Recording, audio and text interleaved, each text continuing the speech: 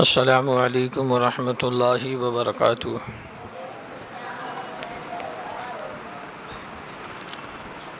الحمد للہ رب العالمین والصلاة والسلام علی سید الانبیاء والمرسلین طیبین الطاہرین وابنہ الغوث العظم جیلانی وخواجہ اعظم اجمیری اجمعین، اما بعد فاعوذ باللہ من الشیطان الرجیم، بسم اللہ الرحمن الرحیم۔ اہدنا الصراط المستقیم صراط الذین انعمت علیہم غیر المغضوب علیہم ولا الضالین۔ صدق اللہ العظیم و صدق رسول النبی الکریم، ونحن علی ذلک لمن الشاہدین والشاکرین والحمد للہ رب العالمین۔ درود پاک پڑھی، اللہم صلی علی سیدنا و مولانا محمد معدن الجود والکرم وعلی آلہ و اصحابہ وبارک وسلم، صلاۃ و سلام علیک یا رسول اللہ۔ یا رسول اللہ انظر حالنا، یا حبیب اللہ اسمع قالنا، اننی فی بحر حم مغرق خذ یدی ساحل لنا اشکالنا۔ بکاری خیش حیرانم اگسنی یا رسول اللہ، پریشانم پریشانم اگسنی یا رسول اللہ۔ شہاب کس نوازی کن، طبیبہ چارہ سازی کن، مریض دردی سیانم اگسنی یا رسول اللہ۔ یا رسول اللہ، ایک طرف آدائی دی، ایک طرف ہے حاسدی، بندہ ہے تنہا شاہ تم پہ کروڑوں درود۔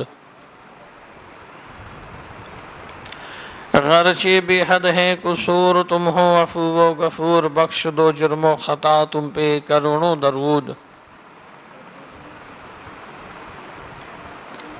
کام وہ لے لیجئے تم کو جو راضی کرے، ٹھیک ہو نام رضا تم پہ کروڑوں درود۔ مرتضی شیر خدا مرحب کشا، خیبر کشا سرورا، لشکر کشا مشکل کشا امداد کن۔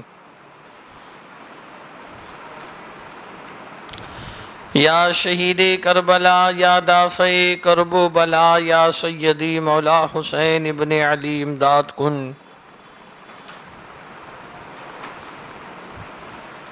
ما ہما محتاج تو حاجت روا، المدد یا غوث اعظم سیدہ، مشکلات بے عدد دارین ما، المدد یا غوث اعظم پیر ماں۔ معینہ دستگیرہ بادشاہ مرشدہ، یا خواجہ بطفیل رحمت للعالمین چشم کرم برما۔ اے اشرف زمانہ زمانہ مدد نما، درہائے بستہ راز کلید کرم کشا۔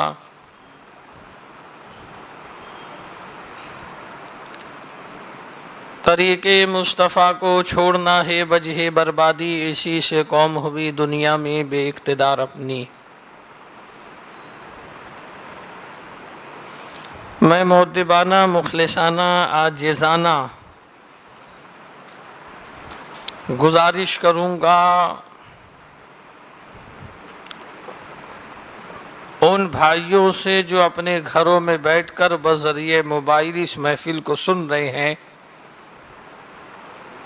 وہ مسجد کے اندر تشریف لے آئیں، اور جو دائیں بائیں مسجد کی دیوار سے ٹیک لگا کے بیٹھے ہیں، گزارش کروں گا وہ میدان میں آئے۔ سامنے آ کر کے بیٹھیں، جو دور بیٹھے ہیں مسلمانوں کا یہ سب سے بڑا مسئلہ، جو مجبور ہیں، جو دراز عمر ہیں، جن کی کوئی مجبوری ہے وہ مسجد کی دیوار سے ٹیک لگا کے بیٹھ سکتے ہیں، مگر اگر کوئی مجبوری نہیں ہے تو مسجد کی دیوار سے ٹیک لگا کے بیٹھنا یہ گناہ ہے۔ بوڑھوں کو، مجبوروں کو شریعت نے اجازت دی ہے۔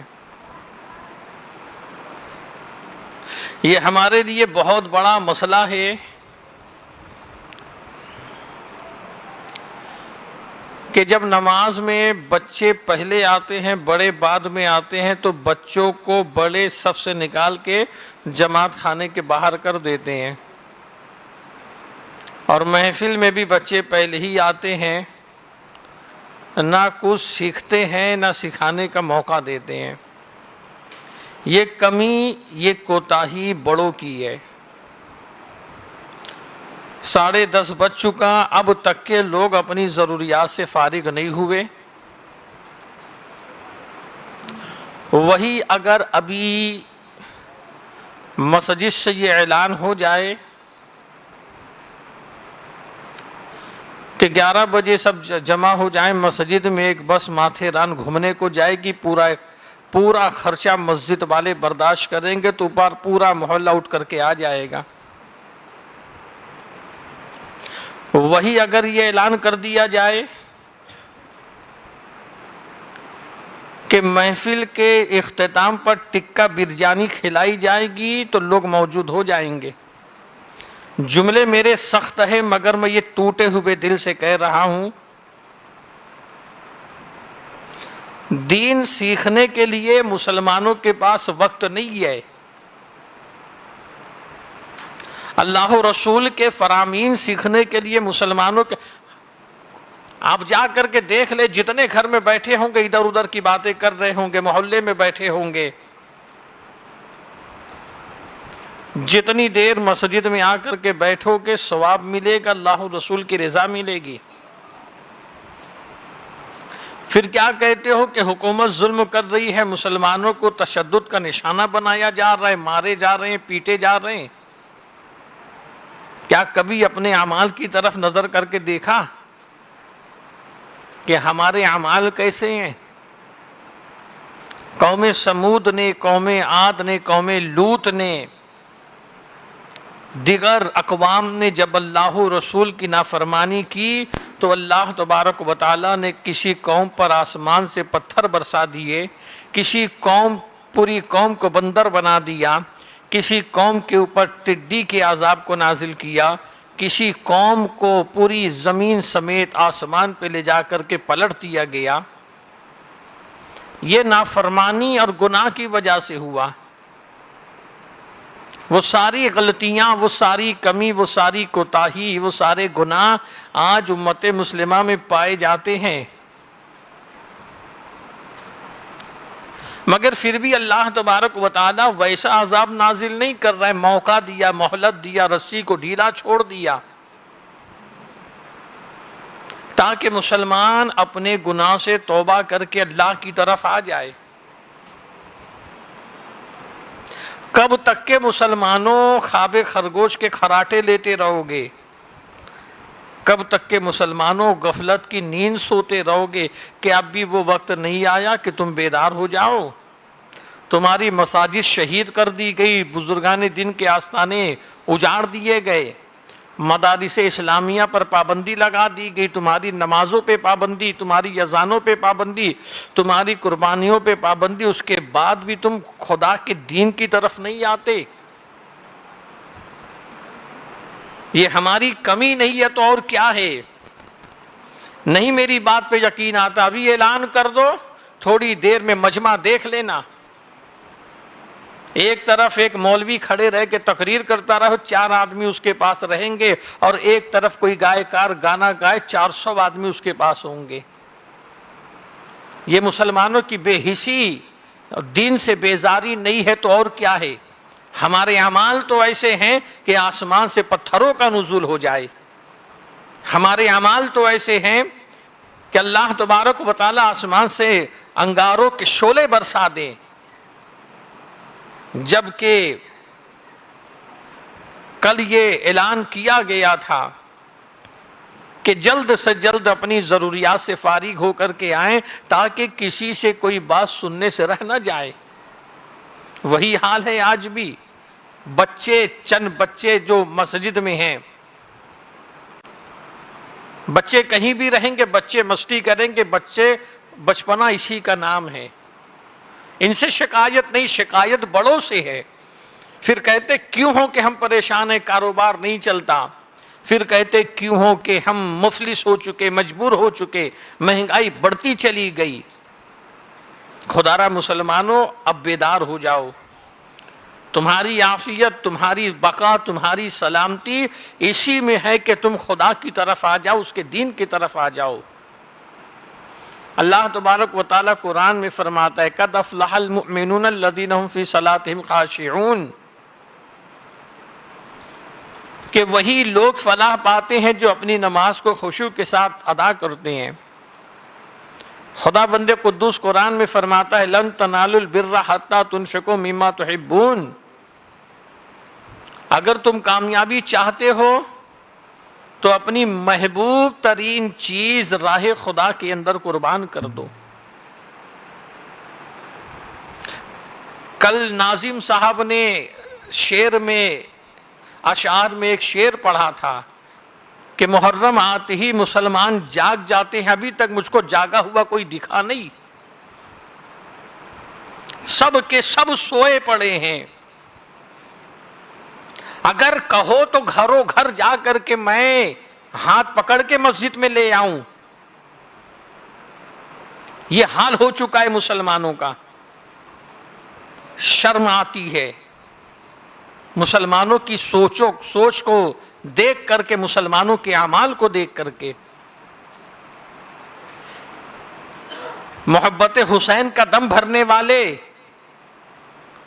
امام حسین سے محبت کی دعوے داری کرنے والے، ان کا ذکر سننے کے لیے اپنا وقت قربان نہیں کر سکتے، تو کس کام کی تمہاری یہ محبت ہے اور کہاں تک تم اپنی محبت کے دعوے میں سچے ہو، تم خود اس بات کا اندازہ لگا لو۔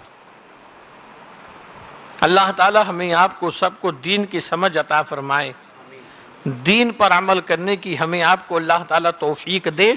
میں نے جو جملے کہے ہیں جملے سخت ہے، مگر یہ میرا اپنا درد ہے۔ مولائے کائنات فاتح خیبر رضی اللہ تعالیٰ عنہ ارشاد فرماتے ہیں محبت و دوستی کا تقاضا یہ ہے کہ آدمی جب جس سے محبت کرتا ہے اس کی آخرت کے بارے میں سوچتا ہے، اس کی آخرت کی فکر کرتا ہے، دنیا کی فکر نہیں کرتا، اس لیے کہ دنیا کی تمام چیزیں ایک دن فنا ہو جائے گی، آخرت باقی رہنے والی ہے۔ تو ہر عالم کو امت رسول سے محبت ہوتی ہے، ہر عالم رسول اللہ کی امت سے پیار کرتا ہے، تو وہ یہ سوچتا ہے کہ امت کی آخرت اچھی ہو، اس لیے کبھی اصلاح سے، کبھی محبت سے، کبھی ڈانٹ کر کے وہ اصلاح کرنے کی کوشش کرتا ہے۔ قرآن کریم کی سورہ فاتحہ کی جس آیت کو میں نے تلاوت کیا، پروردگار اس کے متعلق مجھے حق بات کہنے کی توفیق عطا فرمائے۔ سورہ فاتحہ کے تعلق سے کل ہم نے آپ نے بہت ساری وضاحتوں کو سنا۔ سورہ فاتحہ ام القرآن، ام الکتاب، سورہ شفا، سورہ دعا، سورہ سبع مثانی ہے۔ اللہ تبارک و تعالی نے پورے قرآن کے علم کو سورہ فاتحہ کے اندر پوشیدہ کیا۔ ہمارے جو مسلمان یہ کہتے ہیں کہ مجھ کو دعا مانگنی نہیں آتی یا میری دعائیں قبول نہیں ہوتی، آج ایک عمل میں آپ لوگوں کے سامنے پیش کرتا ہوں، اس پر عمل کرو، ضرور دعا قبول ہوگی۔ جب دعا کے لیے اپنا ہاتھ اٹھاؤ، اللہ کو پسند ہے کہ بندہ سجدہ کرے۔ نبی رحمت صلی اللہ تعالی علیہ وسلم فرماتے ہیں کہ بندہ حالت سجدہ میں اللہ کے سب سے زیادہ قریب ہوتا ہے۔ تو سجدے میں جا کر کے دعا کرو۔ دعا میں سب سے پہلے پوری سورہ فاتحہ پڑھو، مگر کس طریقے سے؟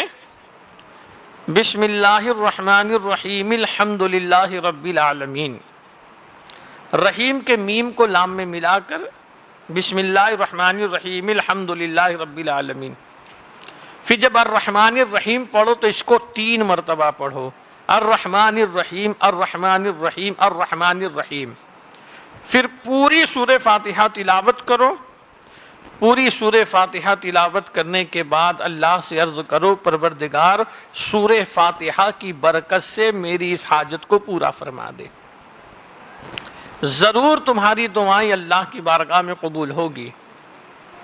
سلطان الہند عطائے رسول سرکار غریب نواز رحمۃ اللہ علیہ فرماتے ہیں کہ وہ مریض جو لا علاج ہو، اطباء جس کے مرض کو لا علاج کہہ دیں، فجر کی نماز میں سنت و فرض کے درمیان 41 مرتبہ سورہ فاتحہ پڑھ کے پانی پہ دم کر کے اس مریض کو پلا دو، اللہ اپنے فضل سے شفا عطا فرمائے گا۔ سورہ فاتحہ وہ مقدس چیز ہے۔ سورہ فاتحہ سورہ دعا بھی ہے، جس میں ابھی ہم نے تلاوت کی اہدنا الصراط المستقیم، اے اللہ ہمیں سیدھا راستہ چلا،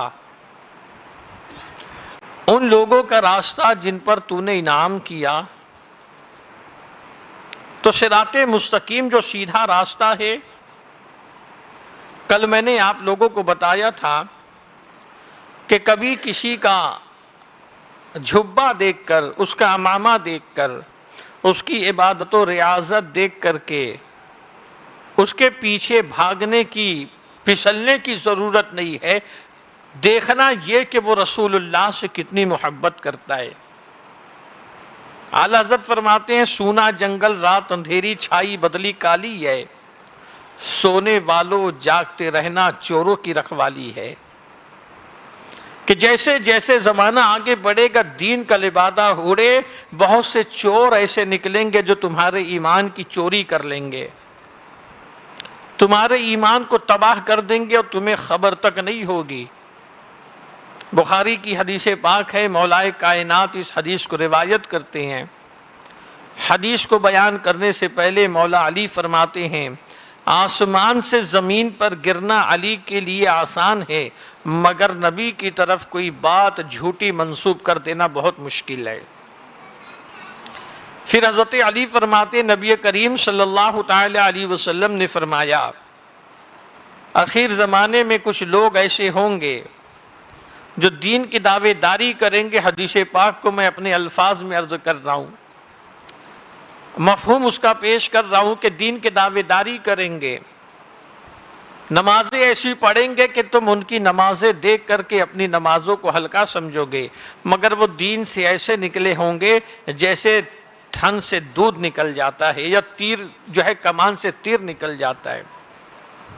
تو اس سے یہ بات واضح ہوتی ہے کہ زمانہ جیسے جیسے آگے بڑھے گا فتنے نکلتے چلے جائیں گے، لوگ دین کا لبادہ اوڑھ کر کے کوئی اللہ کی شان میں گستاخی کرے گا، کوئی رسول اللہ کی عظمتوں کے اوپر انگلی اٹھائے گا، کوئی اہل بیت اطہار کے تعلق سے الٹا سیدھا کہے گا، کوئی بزرگان دین کے تعلق سے کہے گا۔ نبی رحمت صلی اللہ علیہ وسلم نے فرمایا اس وقت اگر کوئی اہل حق ہوگا جو میری اور میری اور صحابہ کے طریقے پر ہوگا، جو میری اور خلفائے راشدین کی سنتوں پر عمل کرنے والا ہوگا، تو اے مسلمانوں آج وہی زمانہ ہے کہ تم جہاں دیکھو گے فتنے اٹھتے چلے جا رہے ہیں۔ اہدنا الصراط المستقیم، ہم نے اللہ سے دعا کی اے پروردگار ہمیں سیدھا راستہ چلا ان لوگوں کا جن پر تو نے انعام کیا ہے۔ جب صراط مستقیم کیا ہے؟ کیا خالص نماز پڑھ لینا صراط مستقیم ہے؟ یا ماہ رمضان میں روزے رکھ لینا صراط مستقیم ہے؟ یا حج و زکوٰۃ کو مکمل ادا کرنا صراط مستقیم ہے؟ ہاں مسلمانوں، یہ سب صراط مستقیم تو ہے، مگر اس کے علاوہ جس طریقے طریقے سے جسم کے لیے روح کا ہونا ضروری ہے، جب جسم سے روح نکلتی ہے تو جسم بیکار ہو جاتا ہے، اسی طریقے سے اعمال کے لیے ایمان کا ہونا ضروری ہے، اور ایمان کے لیے عقیدے کا درست ہونا ضروری ہے۔ جب تک کہ تمہارا عقیدہ درست نہیں ہوگا تم صاحب ایمان نہیں ہو سکتے ہو، جب تم صاحب ایمان نہیں ہو سکتے ہو تو تمہاری عبادت نہیں ہو سکتی ہے۔ اب آپ دیکھیے ابن کثیر میں ایک حدیث پاک ہے، اہدنا الصراط المستقیم کی تفسیر میں بیان کرتے ہیں کہ نبی رحمت صلی اللہ تعالی علیہ وسلم نے فرمایا صراط مستقیم ایک سیدھا راستہ ہے، اس کے دائیں بائیں بہت سے دروازے ہیں، ہر دروازے کے اوپر پردہ پڑا ہوا ہے، ایک دروازہ چوری کا دروازہ ہے، ایک دروازہ جھوٹ کا دروازہ ہے، ایک دروازہ زنا کا دروازہ ہے، ایک دروازہ شراب نوشی کا دروازہ ہے۔ اسی طریقے سے جتنے گناہ اس دنیا میں پائے جاتے ہیں یا پائے جائیں گے، ہر گناہ کا دروازہ صراط مستقیم کے دائیں بائیں ہیں اور اس کے اوپر پردہ پڑا ہوا ہے۔ جب بندہ صراط مستقیم پہ چلنے لگتا ہے، چوری کا دروازہ اپنی طرف بلاتا ہے، جھوٹ کا دروازہ اپنی طرف بلاتا ہے، سود خوری زنا کا دروازہ اپنی طرف بلاتا ہے، المختصر یہ کہ گناہ کے دروازے اسے اپنی طرف مدعو کرتے ہیں، دعوت دیتے ہیں۔ نبی رحمت فرماتے ہیں ایک آواز اوپر سے آتی ہے، اے بندے سیدھا چلتا رہنا، اس لیے کہ دائیں بائیں کان دھرے گا تو گمراہ ہو جائے گا۔ ایک آواز نیچے سے آتی ہے، اے بندے سیدھا چلتا رہنا، اگر دائیں بائیں توجہ کرے گا تو گمراہ ہو جائے گا۔ نبی رحمت فرماتے ہیں جو آواز اوپر سے آتی ہے وہ قرآن کی آواز ہوتی ہے، جو آواز نیچے سے آتی ہے وہ آواز آدمی کے اپنے ضمیر نفس مطمئنہ کی آواز ہوتی ہے۔ اب بتائیے مسلمانوں، آج کا جو زمانہ ہے، اگر کوئی مسلمان نمازوں کی طرف آنے لگتا ہے، اللہ کی عبادت کی طرف آنے لگتا ہے، تو ہوتا کیا ہے کہ بہکانے والے اس کے دوست احباب ہوتے ہیں، روکنے والے اس کے ماں باپ ہوتے ہیں، منع کرنے والے اس کے رشتہ دار ہوتے ہیں۔ آپ نے دیکھا ہوگا، ہم نے تو دیکھا ہے، اگر بچہ نمازیں شروع کر دیتا ہے اور چہرے پہ داڑھی سجانے لگتا ہے تو ماں کہتی ہے ارے ابھی داڑھی رکھنے کی ضرورت کیا ہے، ابھی داڑھی رکھ لے گا تو تجھے رشتہ نہیں ملے گا، تجھے نوکری نہیں ملے گی، ابھی نماز پڑھنے کی کیا ضرورت ہے۔ ہم نے ایسے لوگوں کو دیکھا ہے، اور خود مسلمانوں کی اپنی سوچ بھی ایسی ہے کہ مسلمانوں کو عبادت کے لیے، اللہ کی بندگی کے لیے وقت نہیں ہے۔ تو یہ سب گناہ کے دروازے، تو یاد رکھنا مسلمانوں، قرآن تمہیں دعوت دیتا ہے کہ ایسے لوگوں کی باتوں کے اوپر توجہ نہ کرنا، اگر ایسے لوگوں کی باتوں کے اوپر تم توجہ کرو گے تو تم گمراہ ہو جاؤ گے۔ اب چونکہ انسان عاجز ہے، مجبور محض ہے، انسان خدا سے کہتا ہے اے پروردگار اب تو بتا کہ سیدھا راستہ کن لوگوں کا ہے۔ تو کل ہم نے سنا تھا اللہ تبارک و تعالیٰ قرآن میں فرماتا ہے اللہ نے جن بندوں پر انعام نازل کیا جو سیدھے راستے پہ چلنے والے، انعم اللہ من النبیین والصدیقین والشہداء والصالحین، کہ انبیاء کی جماعت پر، صدیقین، شہداء و صالحین کی جماعت پر اللہ نے اپنا انعام نازل کیا ہے۔ تو معلوم کیا ہوا مسلمانوں، اب اگر تمہیں انعام یافتہ بننا ہے تو تمہیں انبیاء کی اطاعت کرنا ہوگا۔ اب اگر تمہیں انعام یافتہ بننا ہے تو صدیقین کا راستہ دیکھو کیا تھا، شہداء و صالحین کا راستہ دیکھو کیا تھا، یہ کس طریقے سے اپنی زندگی کو گزارا کرتے تھے۔ آج کی ہماری اور آپ کی یہ دوسری گفتگو ہے۔ اب چونکہ محرم الحرام کا مہینہ اور محرم شریف کی آج کی تیسری تاریخ لگی، تو اب اس میں امیر المؤمنین سیدنا ابو بکر صدیق رضی اللہ تعالیٰ عنہ جو رسول پاک صلی اللہ تعالی علیہ وسلم کے پہلے خلیفہ ہیں، اب چونکہ اللہ نے قرآن میں فرمایا کہ صدیقین کے اوپر اللہ کا انعام ہوا ہے، یہ صدیقین سیدھے راستے پہ چلنے والے ہیں، اور حضرت ابو بکر یہ تمام صدیقوں کے امام ہیں، یہ تمام صدیقوں کے امام ہیں، اور ایسے امام ہیں آپ کی فضیلت میں ایک حدیث پاک ہے۔ اب دیکھیے یہ فتنوں کا دور ہے، رافضیت بڑے عروج پر ہے، شیعت بڑے عروج عروج پر ہے، اور حیرت ہوتی ہے مجھ کو سنیوں کے اوپر کہ اپنے آپ کو سنی کہنے والے اب رافضیت کی طرف مائل ہو رہے ہیں، اب شیعت کی طرف مائل ہو رہے ہیں۔ یاد رکھنا مسلمانوں، اہل بیت کی محبت ایمان کے لیے ضروری ہے،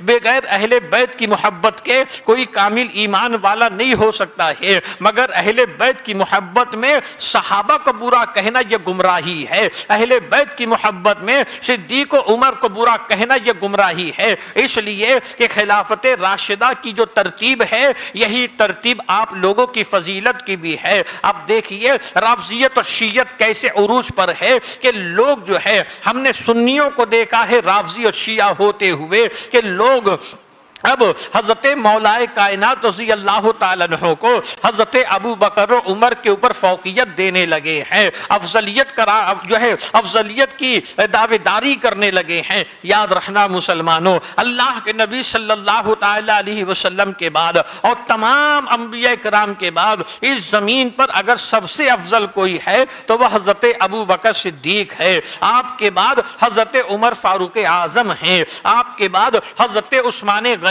ہیں، آپ کے بعد مولا کائنات رضی اللہ تعالیٰ عنہ ہیں، اس کے بعد عشرہ مبشرہ کے صحابہ ہیں، اس کے بعد جو مہاجرین و انصار ہیں۔ مگر حیرت ہوتی ہے کہ لوگ جو ہے لا علمی کی بنیاد پر بول لو، یا وہ محبت جو حقیقت میں محبت نہیں ہے، وہ محبت جو حقیقت میں جہالت ہے، اس محبت کی بنیاد پر جو ہے خلفائے راشدین میں سے خلفائے ثلاثہ کو برا کہتے ہیں۔ آپ دیکھیے حضرت محمد بن حنفیہ رضی اللہ تعالیٰ عنہ حضرت مولا کائنات سے پوچھتے ہیں، سوال کرتے ہیں کہ اے مولا علی یہ بتائیے نبی پاک صلی اللہ تعالیٰ علیہ وسلم کے بعد اور انبیاء کے بعد اس زمین پہ سب سے افضل کون ہے؟ تو حضرت علی ارشاد فرماتے ابو بکر سب سے افضل ہے۔ اس کے بعد محمد بن حنفیہ پوچھتے ہیں ان کے بعد کون ہے؟ تو ارشاد فرماتے حضرت عمر سب سے افضل ہے۔ اس کے بعد محمد بن حنفیہ فرماتے ہیں کہ میں ڈرتے ڈرتے میں نے پوچھا اس کے بعد تو آپ سب سے افضل ہوں گے؟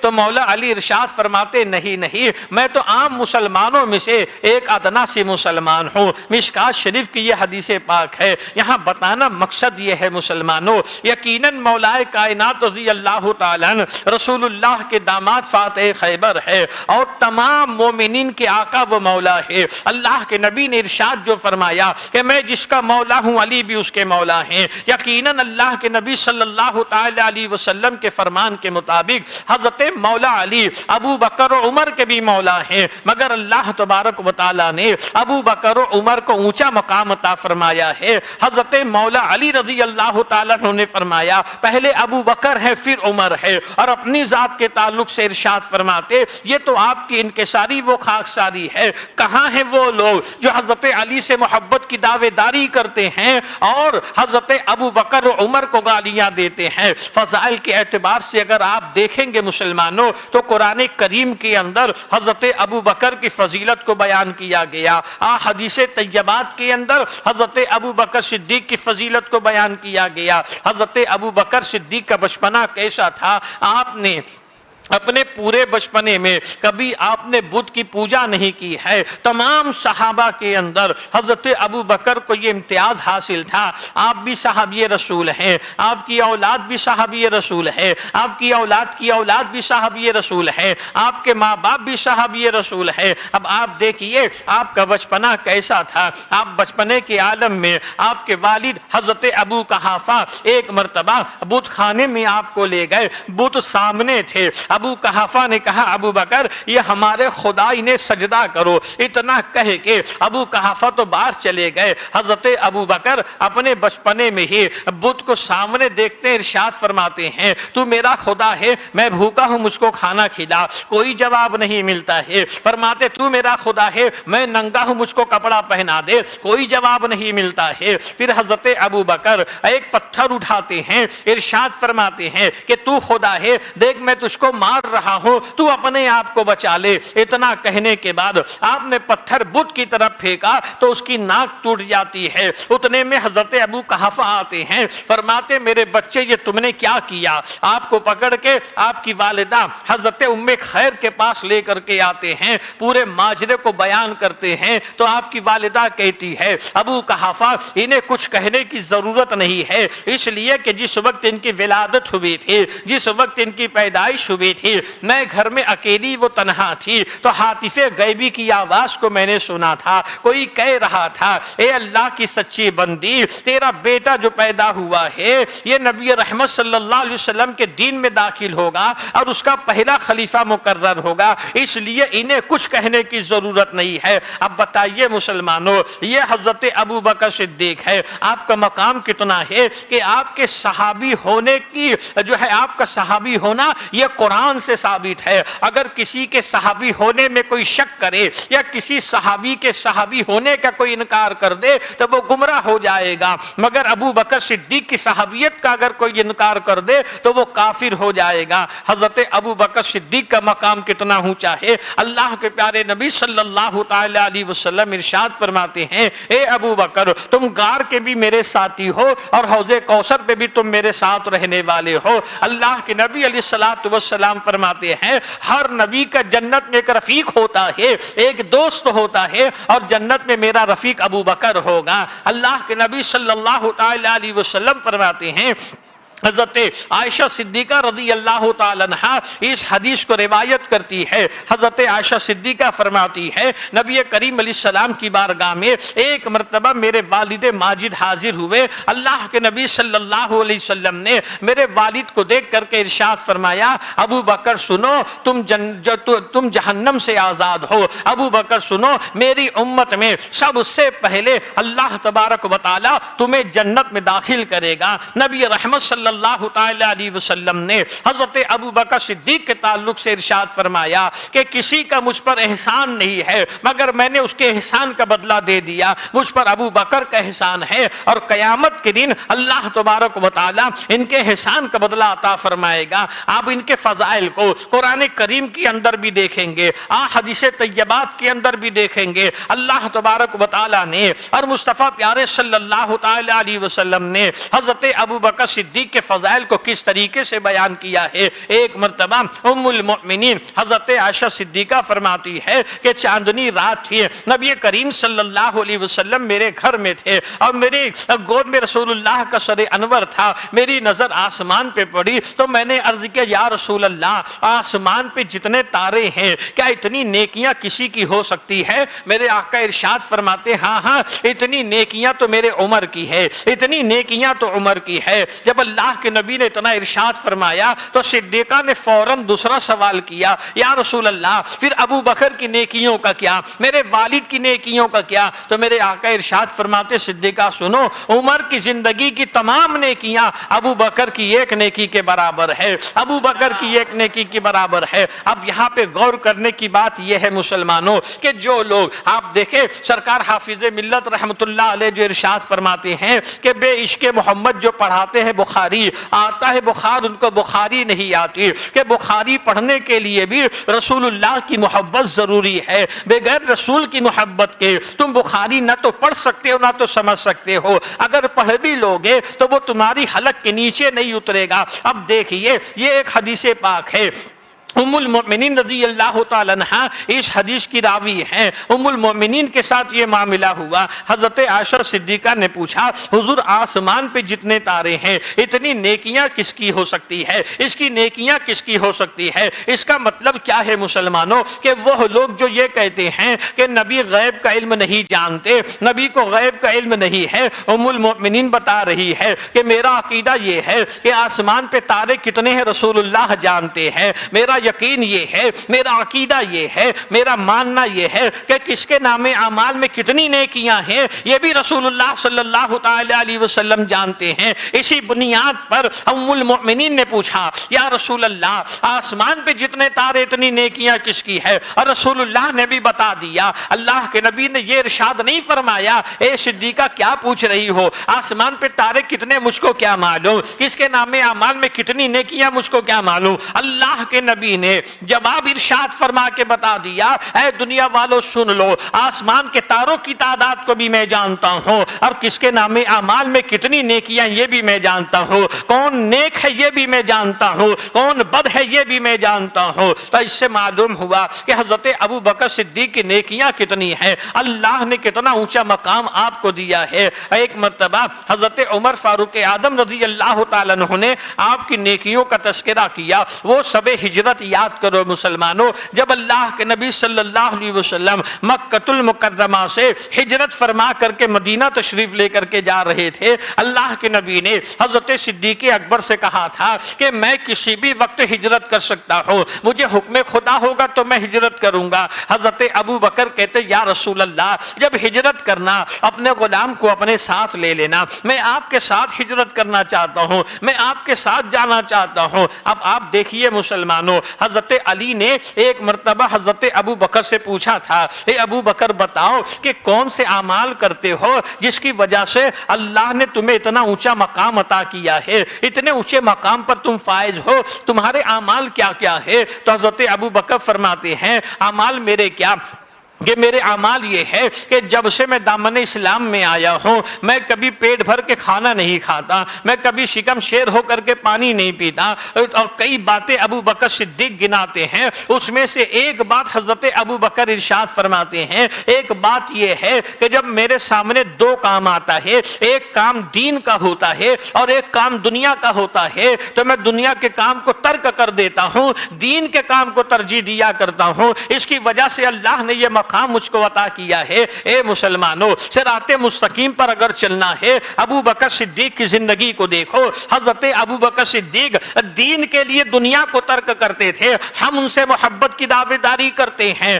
ہم محبت قدم بھرتے ہیں، مگر دین کے لیے ہم اپنا نہ تو شوق قربان کرتے ہیں، نہ تو ہم اپنا وقت قربان کرتے ہیں، نہ تو ہم اپنی خواہشات کو قربان کرتے ہیں، نہ تو ہم اپنی چاہت کو قربان کرتے ہیں۔ کتنے ہوں گے ایسے جو اس وقت بھی اپنے گھر کے اندر بیٹھے ہوں گے، کتنے ہوں گے ایسے وہ گھر میں سن رہے ہوں گے، مگر مسجد خانے خدا ہے نا مسلمانوں، مسجد تو اللہ کا گھر ہے نا مسلمانوں۔ ہمارے گھر سے کروڑا درجے بہتر مسجد ہے۔ مرد مسجد میں آئے، مرد کو آنے کی اجازت دی گئی ہے، اگر تھوڑی دیر کے لیے عورتوں کو اجازت مل جائے تو یقین مانو مسلمانوں دوڑتی ہوئی عورتیں مسجد میں آ جائیں گی۔ اس لیے میں ان کی حمایت میں نہیں کہہ رہا ہوں، اس لیے وہ آئیں گی کہ انہیں یہ اطمینان ملے گا کہ تھوڑی دیر کے لیے چولہے سے فرصت مل گئی ہے، تھوڑی دیر کے لیے گھر کے کام سے فرصت مل گئی ہے، چلو تھوڑی دیر چل کے مسجد میں بیٹھ جاتے ہیں۔ اسی لیے اسلام نے عورت کو مسجد میں آنے سے منع کر دیا ہے کہ تم مسجد میں نہیں آ سکتی،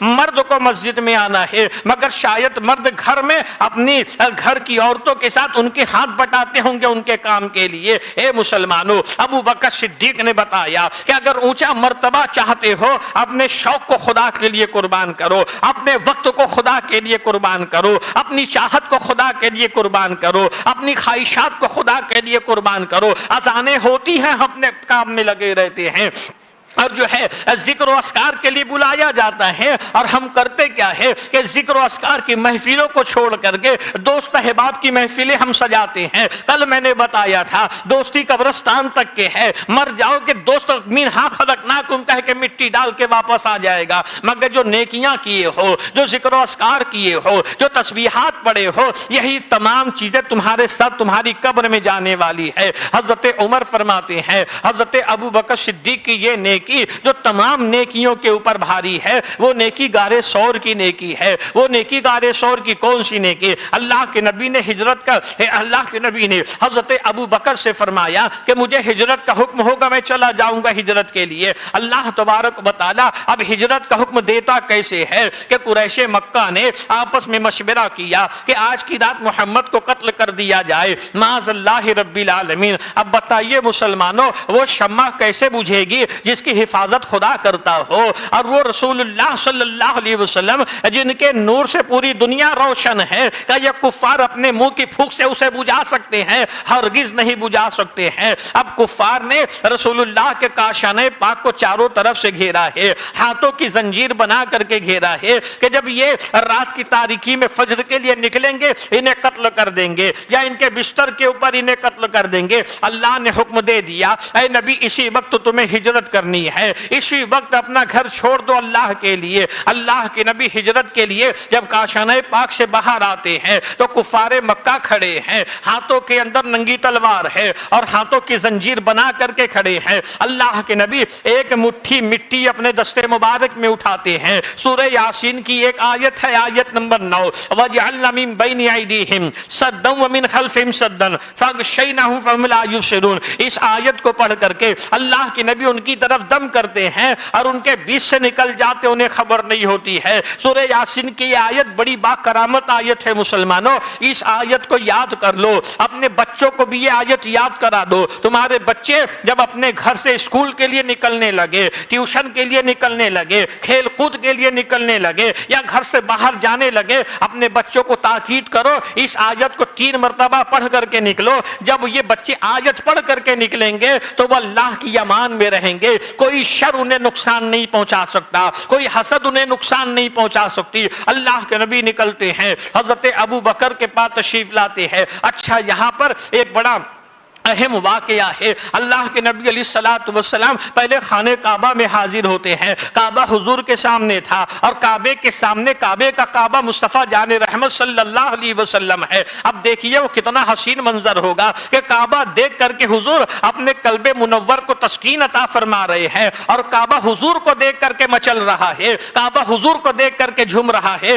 کعبے سے اللہ کے نبی صلی اللہ علیہ وسلم نے ارشاد فرمایا، اے کعبہ میں تیری عظمتوں کو سلام کرتا ہوں، میں تیری بلندیوں کو سلام کرتا ہوں، اگر امت کی جفاکاریاں میرے ساتھ نہ ہوتی تو ہرگز میں تجھے چھوڑ کر کے نہ جاتا، یہ میں تجھ سے سب سے زیادہ محبت کرتا ہوں، مگر امت کی جفاکاریوں کی وجہ سے آج میں کعبے مکے سے ہجرت کر کے مدینہ جا رہا ہوں۔ اتنا فرمانے کے بعد نبی فرماتے ہیں، تھوڑا غور سے سننا مسلمانوں اور دل کے اندر اس بات کو جگہ دینا کہ آج ہم کتنی غلطیاں کرتے ہیں، آج ہم کتنی کوتاہیاں کرتے ہیں، آج ہم کتنی لغزشیں کرتے ہیں۔ اللہ کے نبی نے فرمایا، اے کعبہ سن لے تجھ سے بہتر ایک مومن کا دل ہے، اے کعبہ سن لے تجھ سے بہتر ایک مومن کا دل ہے۔ حضرت عبداللہ ابن عباس فرماتے ہیں، اس کا مطلب یہ ہے کہ بالفرض یہ مانا جائے کہ کوئی مسلمان کعبے کی دیوار کو توڑ دے تو اس سے بڑا گناہگار وہ مسلمان ہے جو کسی مسلمان کا دل توڑتا ہے، کسی مسلمان کے دل کو اذیت پہنچاتا ہے۔ آج بتائیے مسلمانوں، ہمارے ماحول میں یہ چیز ہے کہ نہیں؟ آج ہم کسی کو گالی دیتے ہیں اس کا دل ٹوٹ جاتا ہے، کسی کے اوپر بہتان لگائیں گے اس کا دل ٹوٹ جائے گا، کسی سے جھگڑا کریں گے اس کا دل ٹوٹ جائے گا، کسی کے اوپر الزام لگائیں گے اس کا دل ٹوٹ جائے گا۔ اور سب سے اہم چیز یہ کہ آج اولاد اپنے ماں باپ کو دل توڑتی ہے۔ بچہ پڑھ لکھ کے بڑا ہو جاتا ہے تو سمجھتا ہے میں نے بہت بڑا تیر مارا، اب ماں نہیں رہتی ہے، ماں گھر کی خادمہ بن جاتی ہے، ماں گھر کی نوکرانی بن جاتی ہے۔ اے مسلمانوں، کتنے بھی بڑے ہو جاؤ کبھی اپنے ماں کے قدموں تک کے نہیں پہنچ سکتے ہو، کبھی اپنے باپ کے قدموں تک کے نہیں پہنچ سکتے ہو۔ اللہ نے ان کو وہ اونچا مقام عطا فرمایا ہے۔ اللہ کے نبی صلی اللہ علیہ وسلم حضرت ابو بکر کے پاس تشریف لاتے ہیں، فرماتے چلو ہجرت کا وقت ہو گیا۔ ایک روایت یہاں پہ یہ بھی، اللہ کے نبی علیہ الصلوۃ والسلام جب حضرت صدیق اکبر کے مکان پہ پہنچتے ہیں، آپ فوراً دروازہ کھول کے کہتے ہیں یا رسول اللہ کیا ہجرت کا حکم ہو گیا؟ میرے آقا فرماتے ابو بکر تم سوئے نہیں؟ عرض کرتے یا رسول اللہ جب سے آپ نے کہا ہے کہ مجھے ہجرت کرنی ہے میں کوئی رات سوتا نہیں، میں آپ کا انتظار کرتا ہوں۔ یہ محبت ہوتی ہے مسلمانوں، یہ چاہت ہوتی ہے۔ ہم دعویٰ کیا کرتے ہیں، ہم نعرہ کیا لگاتے ہیں؟ محبت رسول میں موت بھی قبول ہے، یہ نعرہ لگاتا ہے کہ نہیں مسلمان کہ محبت رسول میں موت بھی قبول ہے؟ میرا اپنا ماننا یہ ہے کہ مسلمان یہ نعرہ جھوٹا لگاتا ہے۔ ارے تم محبت رسول میں مرنے کی بات کرتے ہو، محبت رسول میں نماز کیوں ادا نہیں کرتے ہو؟ محبت رسول میں غیبت سے بچتے کیوں نہیں ہو؟ محبت رسول میں اپنے چہرے پہ داڑھی کیوں نہیں سجا لیتے ہو؟ محبت رسول میں شریعت والی زندگی کیوں نہیں گزارتے ہو؟ محبت رسول میں اللہ و رسول کی اطاعت کیوں نہیں کرتے ہو؟ یہ کون سی بات ہوئی مسلمانوں؟ عمل تو شیطانوں جیسے، عمل تو منافقین جیسے ہے اور زبان سے رسول اللہ کی محبت کا دعویٰ۔ یہ جملہ میرا تھوڑا غلط نکل گیا، میں توبہ کرتا ہوں اس جملے سے کہ ہمارا عمل ایسا ہے کہ ہم عمل منافقین جیسا کرتے ہیں اور رسول اللہ سے محبت کا دعویٰ کرتے ہیں۔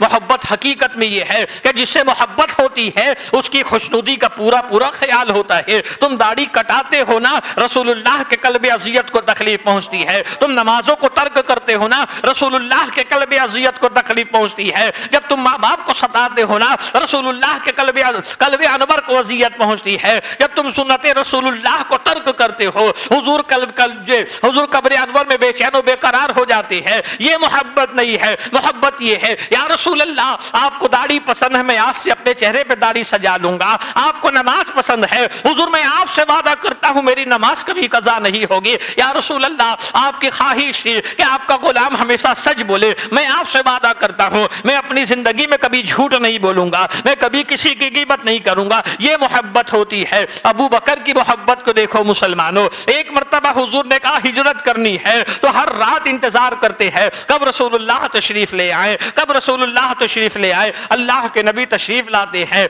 हजरत अबू बकर सिद्दीक रज़ी अल्लाह तआला नबी रहमत सल्लल्लाहु अलैहि वसल्लम के हमरा निकलते हैं। जब गारे सौर पहुंचते हैं, जब गारे सौर की ऊंचाई पे पहुंचते हैं, हजरत अबू बकर फरमाते, मिशकात शरीफ की हदीस पाक है, हजरत अबू बकर अर्ज करते या रसूल अल्लाह गार में पहले मैं जाऊंगा, बाद में आप तशरीफ लाएं, मैं गार को जा करके अच्छे से साफ कर देता हूं। अल्लाह के नबी अलैहिस्सलातु वस्सलाम गार के बाहर है, अबू बकर अंदर तशरीफ ले जाते हैं, पूरे गार को साफ करते हैं।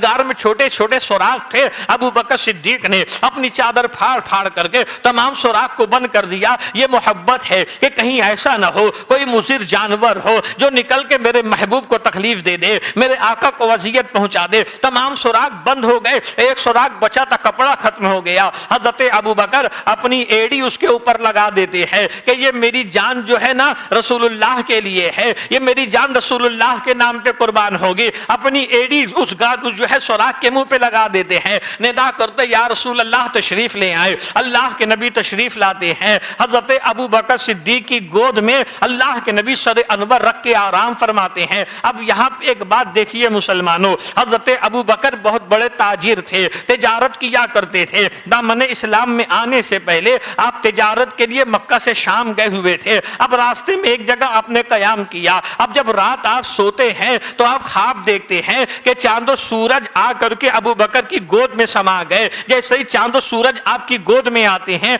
आप अपनी चादर से उसे ढांक लेते हैं। बड़ा अजीब ख्वाब था, बेदार होते हैं। करीब एक गिरजा घर था, राहिब के पास जाते हैं। अब राहिब से पूछते, राहिब ये बताओ कि मैंने ऐसा ऐसा ख्वाब देखा है, इसकी ताबीर क्या होगी। राहिब ने कहा तुम्हारा नाम क्या है, कहा अबू बकर है। कहा किस कबीले के हो, कहा जो है कबीले बनु हाशिम का हो, मक्के का रहने वाला हूं, तिजारत करता हो। जब आपने अपने ताल्लुक से पूरी बातें बताई तो राहिब कहता अबू बकर मुबारक हो, मक्के में एक मोहम्मद नाम के शख्स है जो नबूवत का ऐलान करेंगे, जो अल्लाह के आखिरी नबी है। उनका तस्करा तौरेत में भी है, इंजील और ज़बूर के अंदर भी है। उनका तस्करा मैंने पढ़ा है। तुम उनके दीन में दाखिल हो जाओगे और तुम उनके पहले वजीर खलीफा बनने वाले हो। ये बात सुनते हैं, दिल की दुनिया बदलती है। तिजारत को नहीं जाते, वापस मक्का आते हैं। हुजूर को पूछते पूछते जब हुजूर की बारगाह में पहुंचते हैं, अल्लाह के प्यारे नबी अलैहिस्सलातु वस्सलाम एक ऊंचे मकाम पे जलवा करते। हजरत अबू बकर को आता देख करके इरशाद फरमाते अबू बकर कलमा पढ़ के दामन इस्लाम में आ जाओ।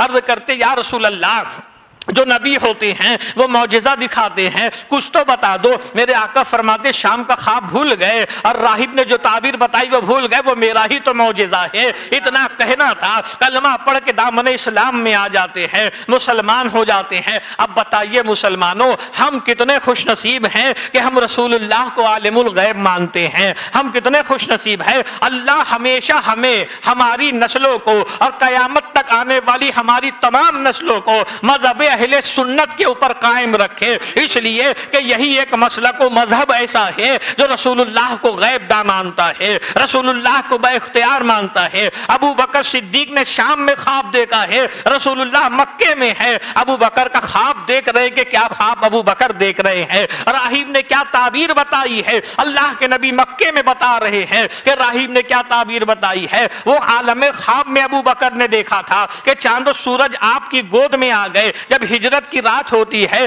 अल्लाह के नबी जो आफ्ताबे रिसालत है, जो आफ्ताबे नबूवत है, जो महताबे नबूवत है, अबू बकर सिद्दीक की गोद में अपना सर रख रहे हैं। मतलब क्या, एक इशारा दे रहे हैं, अबू बकर तुमने जो ख्वाब देखा था वो आसमान का चांद और सूरज तुम्हारी गोद में आया था, आज नबूवत का चांद और सूरज तुम्हारी गोद में आ गया है। अल्लाह के नबी अपना सर अनवर उनकी गोद में रख के आराम करने लगे। अब जिस बिल के ऊपर आपने अपनी एड़ी रखी थी उसमें एक सांप बैठा हुआ था, उसने आपके पैर में डस लिया। आप जब जो है उसके डसने के बाद जो है आप अपना पैर हटाते नहीं है कि रसूलुल्लाह की नींद के अंदर खलल हो जाएगा, मगर जैसे जैसे जहर पूरे बदन में फैलने लगा, दर्द होने लगा, मगर आपने अपने पैर को हिलाया नहीं, आंखों से आंसू बहने लगे। अल्लाह के नबी बेदार हुए, इरशाद फरमाते हैं, अबू बकर क्या बात है, किस चीज ने आपको रुला दिया? अर्ज करते या रसूल अल्लाह, सांप ने काट लिया है। अल्लाह के नबी अपना लुआबे दहन लेते हैं, आपके उस जख्म के मकाम पे रख देते हैं। लुआबे दहन रखना था, फौरन पूरा जहर जाइल हो जाता है, आप शिफा याब हो जाते हैं। एक रवायत में यह भी आया कि वो सांप बाहर निकलता है और बाहर निकलने के बाद वो सांप हालत ज़बान से कहता है कि या रसूल अल्लाह, हजरत ईसा के जमाने से इस जगह में आपका इंतजार कर रहा हूँ कि जब आप हिजरत करके इस रास्ते से गुजरेंगे, इसी गार में आपका कयाम होगा, आपकी ज़ियारत के लिए मैं आपका मुंतजिर था। बताने का मकसद ये मुसलमानों, हमारे नबी वो नबी है जिनका तस्करा तौरेत के अंदर भी है, ज़बूर और इंजील के अंदर भी है, और पूरी कायनात आपकी महकूम है, आप पूरी कायनात के हाकिम हैं। यह हजरत अबू बकर सिद्दीक रज़ी अल्लाह तआला अन्हु है कि वो मकाम अल्लाह तबारक व तआला ने आपको अता किया जब गारे सौर में आप थे। आप देखिए अल्लाह तबारक व तआला अपने मकबूलीन के लिए कैसा इंतजाम करता है, कैसे कैसे इंतजाम करता है। जब आप गारे सौर में आप दोनों चले गए, अल्लाह ने हुक्म दिया, एक दरख्त आके गारे सौर के मुंह पे रुक जाता है, एक मकरी को हुक्म दिया, वो आकर के जाले बना देती है, कबूतर को हुक्म हुआ, वो आकर के अंडे दे देता है। कुफारे मक्का गार के मुंह तक के आ गए। अबू बकर सिद्दीक ने देखा, उनके पैरों की आहट को देखा, हजरत अबू बकर सहम जाते हैं। आपके दिल में डर पैदा होता है, वो डर अपनी जान के लिए नहीं था, वो डर रसूलुल्लाह के लिए था कि कहीं ये कुफ्फार मेरे आका को वज़ियत ना दे दे। इसलिए कि जब अल्लाह के नबी के हमरा निकले थे तो कभी दाएं चलते, कभी बाएं चलते, कभी आगे चलते, कभी पीछे चलते। मेरे आका ने इरशाद फरमाया, अबू बकर ये कौन सा तरीका है चलने का, कभी दाएं बाएं, कभी आगे पीछे चलते हो। अर्ज करते या रसूल अल्लाह, मैं जब सोचता हूँ कोई दुश्मन पीछे से आपके ऊपर हमला करेगा तो मैं पीछे हो जाता हूं कि पहले आप पर मेरी जान कुर्बान हो जाए। फिर ख्याल आता है कि दाएं से भी तो कोई आ सकता है तो मैं दाएं आ जाता हूं। फिर ख्याल आता है बाएं से भी कोई आ सकता है तो मैं बाएं आ जाता हूं कि सबसे पहले आपके ऊपर मेरी जान निसार हो जाए, आपके ऊपर मेरी जान कुर्बान हो जाए। तो अबू बकर सिद्दीक का जो डर था, वो खौफ रसूलुल्लाह की जान के लिए था। जब आपने कहा या रसूल अल्लाह, ये कुफ्फार गार के मुंह तक के आ गए हैं, अल्लाह के नबी फरमाते हैं, ऐ अबू बकर डरने की जरूरत नहीं, इन्नल्लाह माना, अल्लाह हमारे साथ है। इज़ यक़ूलु लिसाहिबिही इन्नल्लाह माना, सूरह तौबा के अंदर अल्लाह फरमाता है, जब वो दो जाने गार के अंदर थी और नबी अपने साहिब से कह रहे थे कि डरने की जरूरत नहीं, ला तहज़न, डरने की जरूरत नहीं, इन्नल्लाह माना, अल्लाह हमारे साथ है। तो बताइए मुसलमानों, हजरत अबू बकर का मकाम वो है कि अल्लाह तबारक व तआला ने उनको हुजूर का साहिब कहा है कि ये हुजूर के सहाबी है। अब अगर आपकी शान में कोई गुस्ताखी करे तो गोया वो आयत कुरानी का इनकार कर रहा है, आपके मर्तबे को कोई घटाने की कोशिश करे तो गोया वो खुदा से दुश्मनी ले रहा है कि खुदा ने अबू बकर के मकाम को बुलंद किया है, अबू बकर के मकाम को ऊंचा किया है। मसनद खिलाफत पर आप फायज होते हैं, मगर देखिए रसूलुल्लाह से मोहब्बत कितनी है। और याद रखना मुसलमानों, कुरान किताब हिदायत है। हमने जो तिलावत की, इहदिना सिरातल मुस्तकीम, ए अल्लाह में सीधा रास्ता चला उनका जिन पर तूने इनाम किया। अल्लाह ने बता दिया सिद्दीकीन इनाम याफ्ता है, शहदा इनाम याफ्ता है, सालिहीन इनाम याफ्ता है, और जो है इसी तरीके से अल्लाह के मुकर्रबीन इनाम याफ्ता है। तो इनकी जिंदगी को देखो, इनका तरीक़ेकार को देखो। आज मुसलमानों का हाल क्या है मुसलमानों, अगर हम देखते हैं मुसलमानों के पास पैसा आता है, उनका चाल ढाल बदली हो जाता है, उनका रंग रूप बदली हो जाता है, और लोग कहते हैं पैसा आने के बाद वो बदल गया, पैसा आने के बाद उसकी चाल बदल गई, ओहदा आने के बाद बदल गया। ये तो हम देखते हैं कि कोई इंसान कितना ही हो, चलते चलते सबको सलाम करने वाला कारपोरेटर बन जाता है तो मुड़ करके नहीं देखता है, चलते चलते लोगों से हंस बोल के मुस्कुरा के बात करने वाला, उसके पास पैसों की आमदनी शुरू हो जाती है तो उसकी कपड़े की सफेदी और उसके कपड़े की بستری نہیں جاتی ہے۔ مولا علی فرماتے ہیں کہ وہ بدلہ نہیں ہے، اس کی حقیقت دنیا والوں کے سامنے آ گئی ہے۔ اور غربت نے اس کے کمینے پن کو چھپا کر کے رکھا تھا، مگر جیسے ہی دولت آئی اس کی حقیقت دنیا والوں کے سامنے آ گئی۔ اے مسلمانوں، اگر اللہ دولت دیتا ہے تو آزمانے کے لیے دیتا ہے، اگر اللہ عہدہ دیتا ہے تو آزمانے کے لیے دیتا ہے، اللہ منصب دیتا ہے تو آزمانے کے لیے دیتا ہے۔ دولت کے نشے میں آ کر کے کبھی غربا مساکین کے ساتھ زیادتی مت کرنا، عہدے کے نشے میں آ کر کے کبھی لوگوں کو دبانے کی کوشش مت کرنا، ورنہ یاد رکھنا قیامت کا میدان ابھی باقی ہے، اور انصاف کرنے والی ذات خدا بند قدوس کی ہے۔ خدا بند قدوس انصاف کرنے والا ہے۔ امیر المؤمنین کی زندگی دیکھو مسلمانوں، حضرت ابوبکر صدیق کی زندگی دیکھو، حضرت فاروق اعظم کی عادت تھی، مدینے میں خاتون تھی، بڑی بوڑھی تھی، اب نابینا تھی، حضرت فاروق اعظم روزانہ اس کے گھر جاتے تھے اور جا کر کے اس کا برتن پانی کر دیا کرتے تھے، اس کے گھر میں جھاڑو لگا دیا کرتے تھے، اس کی ضروریات کو پورا کر دیا کرتے تھے۔ یہ اسلام یہ تعلیم دیتا ہے، اسلام یہ سبق دیتا ہے کہ تمہارے اڑوس پڑوس میں کوئی بیمار ہو تو تھوڑا تیمارداری کر دیا کرو، کوئی پریشان ہو تو اس کی مدد کر دیا کرو۔ مگر ہمارا تمہارا حال کیا ہے کہ اگر پڑوسی ہمارا ترقی کرنے لگتا ہے تو ببول کے کانٹے آنکھ میں چبھنے لگتے ہیں، اگر ہمارا پڑوسی ترقی کرنے لگتا ہے تو بجائے خوش ہونے کے ہم اندر ہی اندر کڑنے لگتے ہیں۔ یہ اسلام نہیں ہے مسلمانوں، یہ سیدھا راستہ نہیں ہے مسلمانوں۔ اللہ کے نبی حضور رحمت عالم صلی اللہ تعالی علیہ وسلم فرماتے ہیں تم دوسروں کے کاموں کے اندر آسانی پیدا کرو، اللہ تمہارا کام آسان کر دے گا۔ تم دوسروں کے ساتھ مہربانی کرو گے نا، اللہ تمہارے اوپر مہربانی کرے گا۔ مگر ہم مہربانی کی بات تو دور، ہم لوگوں کے راستے میں روڑے اٹکاتے ہیں، لوگوں کے راستے میں جو رکاوٹیں پیدا کرتے ہیں۔ یاد رکھنا مسلمانوں، حسد انسان کو تباہ کر دیتی ہے، حسد انسان کو برباد کر دیا کرتی ہے۔ لوگوں کا ساتھ دیا کرو، لوگوں کو آگے بڑھانے کی کوشش کرو۔ جب آپ ایک فرق دیکھیں گے کہ اگر تم کسی کو گرانے کی کوشش کرو گے تو کسی کو گرانے کے لیے پہلے تمہیں خود گرنا پڑے گا، اس لیے کہ تم اوپر رہ کے کسی کو گرا نہیں سکتے ہو۔ آپ نیچے بیٹھے ہو، تمہارے سامنے کوئی کھڑا ہے، اس کو نیچے کرنے کے لیے آپ کو اس کا ہاتھ پکڑ کے نیچے کرنا پڑے گا۔ تو معلوم کیا وہ کھڑا تھا، تم بیٹھے تھے، اسے بیٹھانے کے لیے گرانے کے لیے تم گرے تھے، اس لیے اس کو گرائے۔ مگر وہی اگر کوئی نیچے ہے، اس کو اٹھانے کے لیے پہلے تمہیں کھڑا ہونا پڑے گا، پھر تم اس کو اٹھا سکتے ہو۔ تم کھڑے ہو کر کے اس کا ہاتھ پکڑ کے کھینچو گے تو تم وہ اٹھے گا، وہ کھڑا ہو جائے گا۔ اس سے بات واضح ہے مسلمانوں، اگر تم لوگوں کو آگے بڑھانے کی کوشش کرو گے تو پہلے تم خود آگے بڑھو گے، اس کے بعد دوسروں کو آگے بڑھا سکتے ہو۔ اور اگر گھٹانے کی کوشش کرو گے، گرانے کی کوشش کرو گے تو پہلے تم خود گرو گے، اس کے بعد تم کسی کو گرا سکتے ہو۔ آپ دیکھیں حضرت فاروق اعظم رضی اللہ تعالی مدینے کی خاتون کے گھر جاتے تھے، بوڑھی تھی، نابینا تھی، اس کے گھر جھاڑو بھی لگا دیتے تھے، اس کا برتن پانی بھی کر دیا کرتے تھے، اس کے برتن بھی بھر دیا کرتے تھے۔ ایک دن آپ آتے ہیں، آپ دیکھتے ہیں زمین صاف ہے، بستر لگا ہوا ہے، پانی بھرا ہوا ہے، گھر کا سب کام ہو گیا،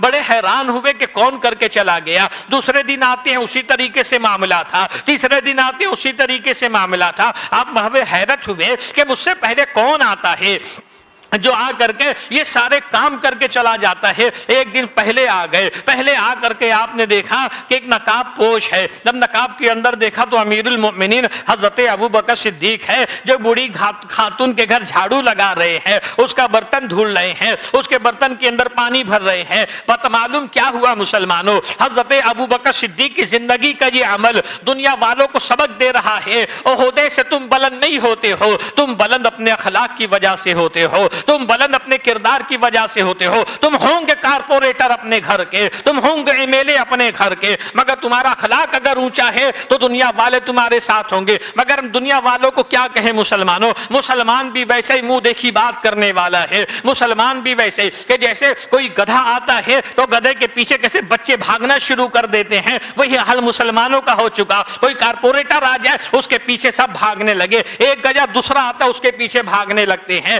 مسلمانوں دین دیکھو، اسلام دیکھو، اسلام کیا تعلیم دیتا ہے، اسلام تمہیں کن باتوں کا اور کن امور کا حکم دیتا ہے۔ اگر دین کو چھوڑ کر کے زندگی گزارنے کی کوشش کرو گے، نہ تو زندگی میں سکون سے رہ سکو گے، نہ مرنے کے بعد سکون سے رہ سکو گے، نہ میدان محشر میں سکون میسر ہوگا۔ امیر المؤمنین حضرت ابوبکر صدیق رضی اللہ تعالیٰ عنہ کی زندگی کو دیکھو، اللہ نے آپ کو کتنا اونچا مقام دیا۔ اللہ کے نبی رحمت عالم صلی اللہ علیہ وسلم ایک مرتبہ اپنی انگوٹھی अंगूठी अता फरमाते हैं, इरशाद फरमाते अबू बकर इस पे मेरे महबूब का नाम लिखा दो, मेरे मौला का नाम लिख लो, ला इलाहा इल्लल्लाह कंधा करा के ले आओ। हजरत अबू बकर लेके चले, कंधा करने वाले के पास गए, कहा कि मेरे महबूब ने कहा है, मेरे रसूल ने कहा है इस पे ला इलाहा इल्लल्लाह कंधा कर दो, ये उनका हुक्म है, उनकी मर्जी है, मगर मेरी मोहब्बत गवारा नहीं करती है कि अल्लाह के नाम हो और रसूलुल्लाह का नाम ना हो, तो ला इलाहा इल्लल्लाह रसूलुल्लाह की मर्जी से लिखो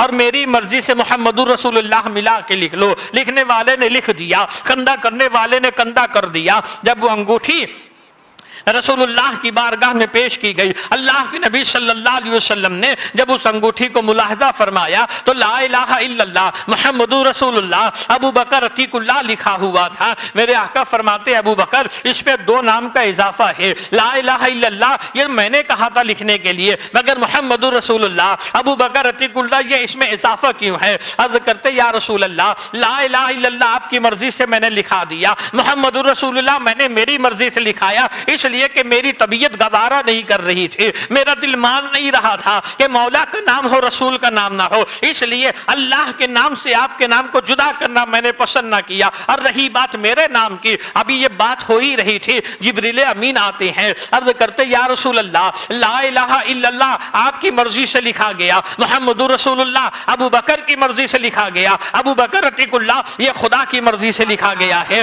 जब अबू बकर ने गवारा ना किया कि अल्लाह के नाम से नबी के नाम को अलग किया जाए, तो अल्लाह ने भी पसंद ना किया कि नबी के नाम से अबू बकर के नाम को अलग किया जाए। कहां है वो अक्ल के अंधे राफजी और खोजा, कहां है वो अक्ल के अंधे शिया और बोरी जो हजरत अबू बकर सिद्दीक को गालियां देते हैं? अल्लाह पसंद नहीं करता है कि नबी के नाम से अबू बकर का नाम अलग हो और तुम नबी के नाम से अबू बकर के नाम को अलग करने की नापाक कोशिश करते हो। अरे तुम मिट जाओगे, तुम फना हो जाओगे, अबू बकर का नाम कभी फना नहीं होगा, कभी मिटेगा नहीं, इसलिए कि अल्लाह ने रसूल के नाम के साथ अबू बकर के नाम को लगाया है, अल्लाह ने रसूल के नाम के साथ अबू बकर के जिक्र को बुलंद किया है। तो ए मुसलमानों, हजरत अबू बकर सिद्दीक रज़ी अल्लाह तआला अन्हु का बहुत ऊंचा मकाम है। और यही बात है मुसलमानों कि आप देखें कि ये फितनों का दौर है। कल भी मैंने कहा था अपने आप को मोबाइली मौलानाओं से बचा करके रखो, इसलिए कि तुम वक्त पास करने के लिए वो सारी चीजें करते हो,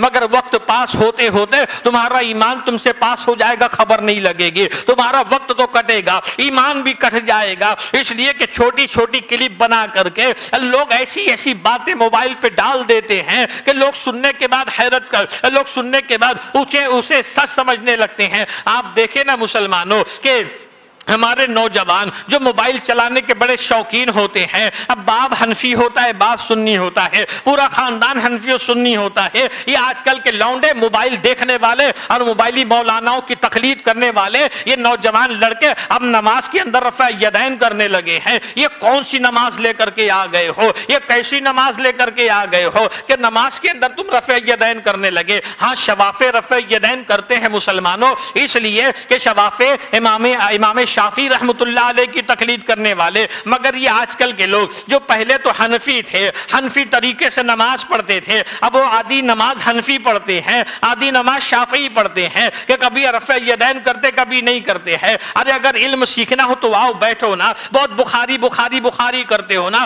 तो बुखारी की हदीस पाक है, हज़रत अबू हुरैरा फरमाते हैं नबी करीम सल्लल्लाहु अलैहि वसल्लम ने इरशाद फरमाया, वो लोग जो अपने आप को अहले हदीस कहते हैं, ये अहले हदीस नहीं मुसलमानों, ये अहले हदस है मुसलमानों। हदस किसको कहते हैं आप जानते हैं? जो पेशाब कर दे, इस्तिंजा कर दे, वो हदस असगर उसके ऊपर आता है, यानी जो छोटी नापाकी होती है उसे हदस असगर कहते हैं, जो बड़ी नापाकी होती है उसे हदस अकबर कहा करते हैं। ये जो अपने आप को अहले हदीस कहते हैं ना, हम हदीस पे अमल करने वाले, हदीस पे अमल करने वाले, आप बताइए मुसलमानों, कुरान में अल्लाह फरमाता है फी क़ुलूबिहिम मरदुन फ़ज़ादहुमुल्लाहु मरदा, कि इनको दिल का मर्ज है, ये सब दिली मरीज हैं और अल्लाह इनके मर्ज को बढ़ा देता है। अपने आप को अहले हदीस कहते हो ना, देखिए बुखारी की हदीस है, हज़रत अबू हुरैरा इरशाद फरमाते हैं अल्लाह के नबी ने इरशाद फरमाया, जो नमाज में सूरह फातिहा न पढ़े नमाज नाकिस है, नाकिस है, नाकिस है। ये हदीस इमाम आजम तक के पहुंची तो इमाम आजम फरमाते हैं नमाज में सूरह फातिहा पढ़ना वाजिब है।